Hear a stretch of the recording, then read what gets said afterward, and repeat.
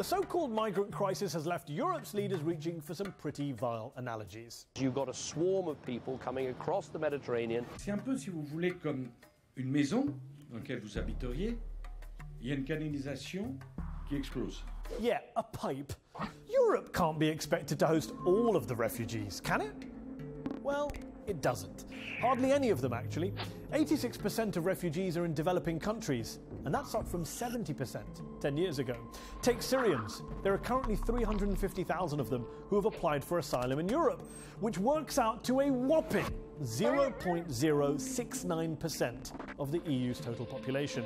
Compare that to tiny Lebanon, home to over 1 million Syrian refugees, which means nearly 1 out of every 5 people in that country right now is a refugee. You might say, well, fair enough. Gulf countries haven't taken any yet, plus Lebanon is right next to Syria, whereas EU countries are much further away. And that's the reason why up until last month, poor old Britain had agreed to resettle just 187, yes, just 187 Syrian refugees. Or why Slovakia has pledged to take just 200, as long as they're Christian and not Muslim, mind you. Well, think again. Brazil, not exactly Syria's next-door neighbour, has resettled almost 10 times more refugees from that country than the UK under the UN scheme.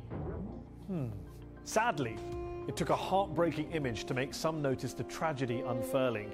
But here's the hypocrisy.